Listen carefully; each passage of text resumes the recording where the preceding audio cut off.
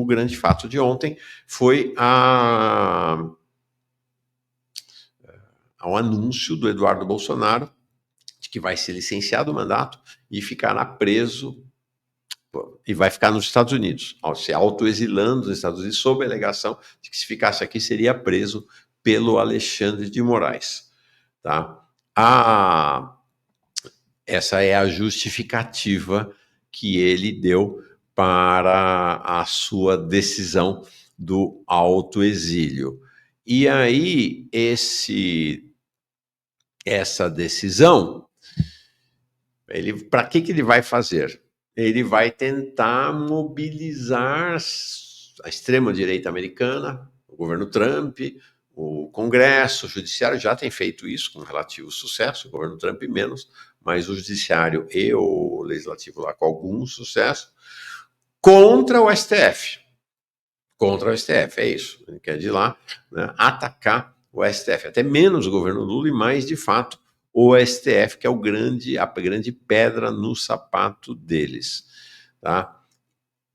E aí é curioso, né? Porque tudo isso acontece no contexto da decisão do STF se iria ou não apreender o passaporte dele. E aí é interessante, porque ele, quando foi final da manhã, 11h30 mais ou menos, ontem anunciou que estava se licenciando e que ia ficar nos Estados Unidos. Quando foi no meio da tarde, lá pelas 3h30, o Alexandre de Moraes, a PGR soltou sua manifestação contra a apreensão do passaporte do Bolsonaro, do Eduardo Bolsonaro. Será que se ele não tivesse anunciado o autoexílio, eles teriam tido ele teria dado um parecer para apreender o passaporte? Eu acho que não. Mas a dúvida vai ficar sempre. E aí, logo na sequência, o Alexandre de Moraes negou o pedido de apreensão do passaporte do Eduardo Bolsonaro, feito pelo Lindbergh e outros parlamentares lá do PT. O sucessor do Eduardo Bolsonaro é esse deputado Zucco, do PL do Rio Grande do Sul. Esse é cama e mesa com o bolsonarismo. Hoje é talvez o mais fiel, está sempre com o Jair Bolsonaro, sempre com o Eduardo Bolsonaro, vai ser uma espécie de sucessor. Em tese, ele irá para a Comissão de Defesa Nacional, que era a que estava destinada ao Eduardo Bolsonaro. Agora, não havia, de fato, garantia de que ele iria para a Comissão de Defesa Nacional. Não havia garantia de que ele iria para a Comissão de Defesa Nacional. O cenário interno na Câmara ali para Eduardo Bolsonaro já não era favorável, não é só a questão do STF. O cenário na Câmara estava difícil para ele. Então, essa questão da licença dele tem polêmica. E o Glauber Braga ontem colocou o dedo na ferida. Será que vai dar em alguma coisa? Não sei, acho difícil. Mas é, na verdade, irregular esse pedido de licença dele. Vamos ouvir o Glauber. Inciso 3 do regimento interno da Câmara, que diz: o deputado poderá obter licença para 3. Tratar, sem remuneração, de interesse particular, desde que o afastamento não ultrapasse 120 dias por sessão legislativa. O senhor Eduardo Bolsonaro disse publicamente que solicitaria um afastamento do mandato, uma licença por interesse particular. Mas as causas demonstradas pelo deputado e as causas de fato nada dizem respeito a interesse particular, presidente. São questões políticas de quem está fugindo da responsabilização por aquilo que fez no Brasil. Isso se trata de um abandono de mandato. Eu pergunto, presidente, a Vossa Excelência, e esse é o motivo da questão de ordem: pode um deputado federal, dizendo que pede o seu afastamento por questões de interesse particular, eu vou esperar, presidente, porque eu queria muito ter da mesa a atenção para essa questão de ordem, porque se trata de um tema fundamental. Pode um parlamentar, solicitando afastamento por aquilo que seria uma questão particular, elencar como motivo uma questão política de caráter público, para fugir da responsabilização a partir de medidas que ele adotou como deputado federal, porque senão, presidente, esse tipo de afastamento que está presente nesse artigo vai poder ser utilizado por outros deputados federais para fugir das suas respectivas responsabilizações. Esse artigo não pode ser considerado válido por aquilo que foi solicitado pelo deputado Eduardo Bolsonaro. Se trata de um abandono do mandato de deputado federal, de quem tem que responder pelo seu golpismo e que está utilizando da prerrogativa do mandato para uma conspiração fora do Brasil. A mesa diretora da Câmara dos Deputados tem que designar o abandono do mandato do deputado Eduardo Bolsonaro. Obrigado. É isso aí. Glauber é gigante demais, diz o Felipe Cordeiro. O Charles Moro, o Glauber falando óbvio, mas é voz solitária. A STF, PGR e todo o Congresso nem aí. Então, deu para entender? O deputada federal pode solicitar licença sem remuneração do mandato por 4 meses por motivos pessoais. Ficou doente, né? Tem um filho doente, tem um problema familiar. Então, é isso. Não está previsto nas regras, não estão previstas nas regras da Câmara, nenhuma situação em que haja afastamento por motivo público ou político, que é o que está acontecendo. É a alegação, inclusive, do Eduardo Bolsonaro. Ele não está dizendo que está com filho doente, que está com dor de dente, que está com uma doença. Não, ele está dizendo, estou me licenciando porque estou sendo caçado pelo Alexandre de Moraes. Serei preso se ficar no Brasil. Isto não é, pela regra do jogo, razão para licenciamento. Para licença. Então, a rigor, a Câmara, a mesa da Câmara, deveria determinar a perda do mandato dele por afastamento do seu mandato. Irregular. Mas não vai fazer, né? Mas não vai fazer. Nós sabemos como a roda anda, mas grande Glauber, efetivamente. O Sil dizendo que... Mauro, acho importante trazermos de volta o debate sobre o transporte público, uma sugestão da terra de Chico Sainz e a Yasmin Alves do PSOL. Valeu, legal, boa dica mesmo, importantíssimo. Então, aí ontem à noite, o pai e o filho, o Jair e o Eduardo, o Jair está dizendo que não vai, tá? Que vai ficar, que vai aguentar firme aqui, vamos ver. Foram lá naquela Oeste... ela é a ex-jogadora de vôlei também, que também está autoexilada, ela é uma farra, né? Todos eles vão lá para os Estados Unidos. Gente, com o dólar acima de R$5, como é que essa turma tem dinheiro para viver nos Estados Unidos? A gente sabe como, né? Então, ele foi lá para falar dos motivos. Vale a pena ver. Moraes, ele é um ditador muito sarcasmo, né? Ele deve estar se deleitando agora com essa situação, mas também o lado racional dele deve ter ligado o alerta. Fica tranquilo, Alexandre de Moraes. Vamos ver quem vai rir por último nessa história toda, né? Semana passada eu estava dentro da Casa Branca numa reunião, obviamente não vou falar o teor dela ou qual autoridade que a gente se reuniu, mas existem desdobramentos dos próximos passos disso tudo. Então tá aí. É mais ou menos isso. O tempo inteiro a extrema-direita está com essa ameaça de intervenção, né? Dizendo que vai convocar a intervenção. O tempo inteiro a extrema-direita está numa postura, inclusive, esse cara devia estar preso, né?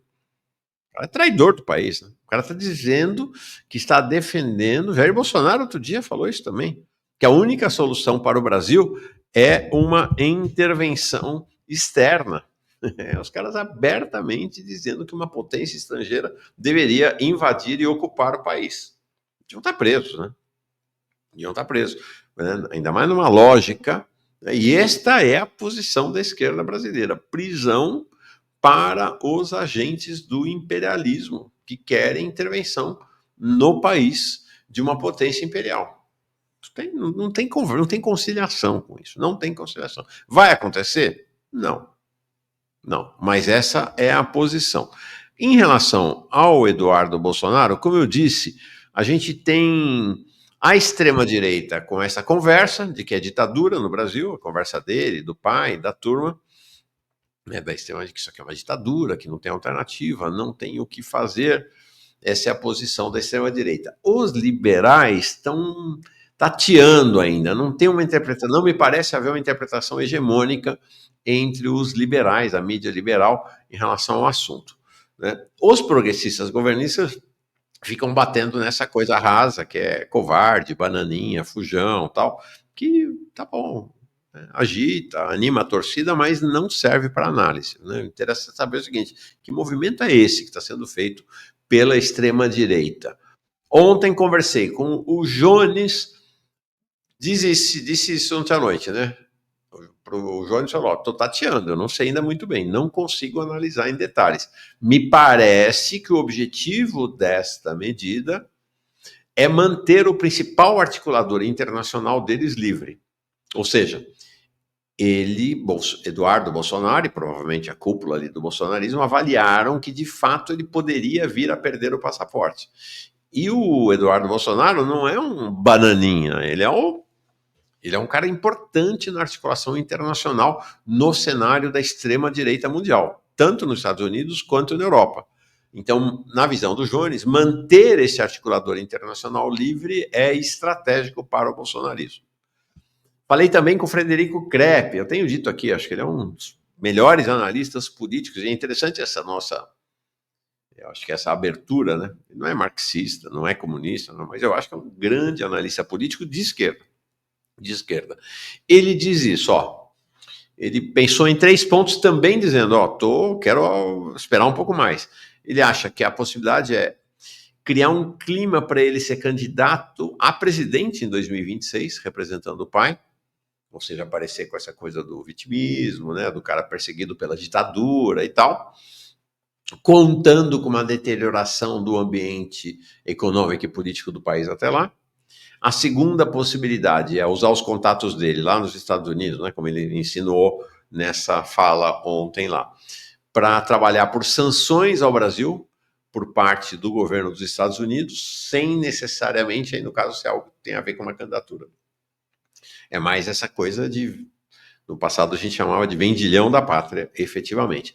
E o terceiro, né, isso aí ser mais um elemento de drama político para movimentar, para mobilizar os afetos da base bolsonarista. O Maringoni também tateando, né, falou, ó, estou pensando isso agora, até me mandou um texto, ele disse, ó, parece um recibo de fracasso político e jurídico do Bolsonaro diante das ações do STF. Sinal que para eles o ato de domingo, lá em Copacabana, foi um fiasco. Nós falamos bastante sobre isso aqui. Ele poderia assumir a ofensiva. Não, desculpa, bobagem. Pela primeira vez, parece se desenhar no horizonte uma situação em que nenhum dos lados, o governo, né, o lulismo, o petismo e o bolsonarismo, consegue se colocar na ofensiva na conjuntura. Até agora, quem vinha na ofensiva era o bolsonarismo desde sempre, né? Acho que é o primeiro momento realmente de defensiva deles. E ele diz, nós temos um quadro em que Lula está muito impopular, Bolsonaro fora do jogo e o seu entorno desorganizado.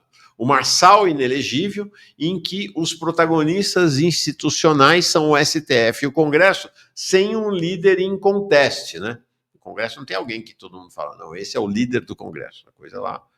No STF também, apesar do Alexandre de Moraes despontar dessa maneira, é evidente hoje uma disputa pela liderança do STF entre ele, o Flávio Dino e o Gilmar, né? Então tem também uma liderança em conteste lá, né? Podemos estar assistindo a abertura de um cenário de crise política. Achei interessante também essa análise do Maringoni.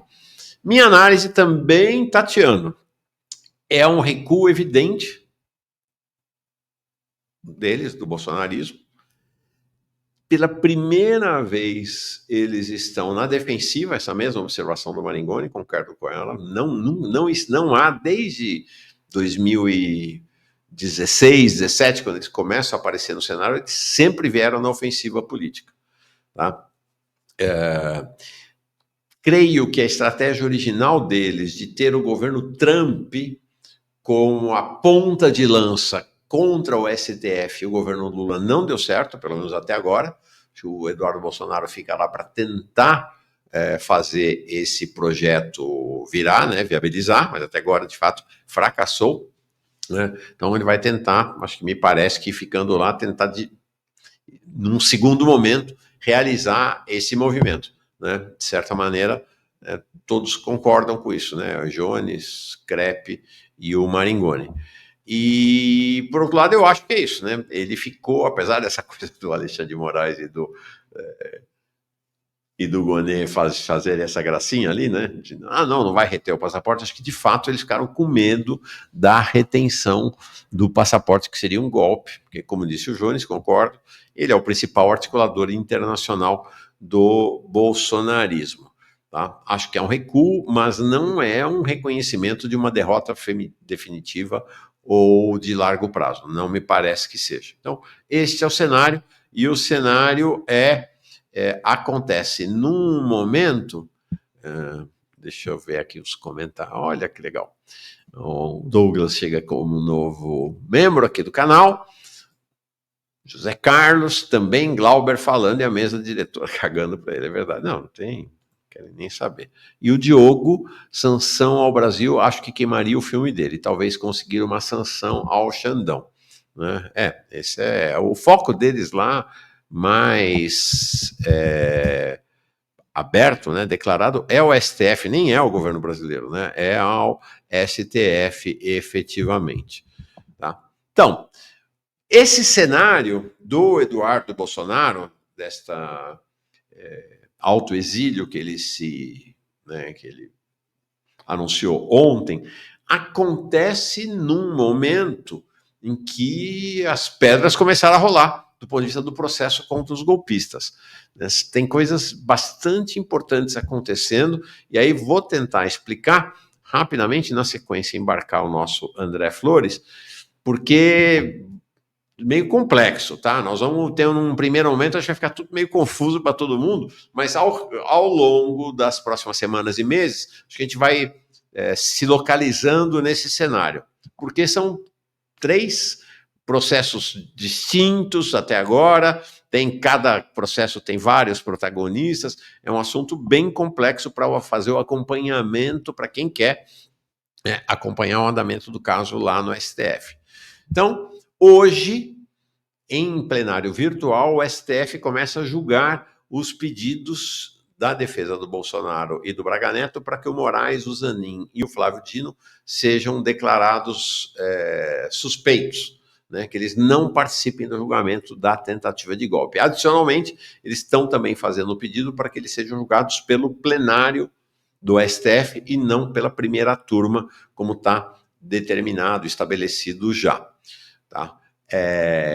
O Barroso colocou em julgamento virtual, o julgamento acontece entre hoje e amanhã, não tem debate, não tem nada, cada ministro vai lá e deposita seu voto, vão perder nos 2 casos, isso não tem menor chance de serem acolhidos, se tiver, vão ter 2 votos, né, dos bolsonaristas, do André e do outro bolsonarista, 3, mas não vão perder, não tem a menor chance. E aí isso quer dizer o seguinte, semana que vem, dia 25, começa então o julgamento para valer. Deste grupo, que é o chamado Grupo 1. Então começa o julgamento do Bolsonaro, do Ramagem, ex-diretor da BIM, do almirante Almir Garnier Santos, que foi o comandante da Marinha, era o comandante da Marinha no governo Bolsonaro, do Anderson Torres, né, que foi ministro da Justiça e no momento do 8 de janeiro era secretário de Segurança Pública no Distrito Federal, do general Augusto Heleno, ex-ministro do Gabinete de Segurança Institucional da Presidência, do Mauro Cid, figura central aí dessa história toda, do Paulo Sérgio Nogueira, ex-ministro da Defesa, e do Braga Neto, ex-ministro da Casa Civil. Lembram-se que na minuta do golpe, Braga Neto e Augusto Heleno seriam os 2 comporiam uma junta militar do golpe.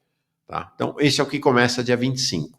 Agora é o seguinte, tem o núcleo 2, tá? E ontem o Alexandre de Moraes liberou para o julgamento da denúncia o núcleo 2, o julgamento do núcleo 2. Então, estão vendo que são coisas paralelas, né? No núcleo 2, quem está? O Silvinei Vasquez, figura bastante conhecida, diretor da Polícia Rodoviária Federal, a Marília Ferreira de Alencar, ex-diretora de inteligência do Ministério da Justiça na gestão Anderson Torres, está o Fernando de Souza Oliveira, o Mário Fernandes, que era o número 2 da Secretaria-Geral da Presidência General. O Mário Fernandes, ele é o comandante daquela operação lá que visava matar Alexandre de Moraes, Lula e Alckmin, então o general Mário Fernandes.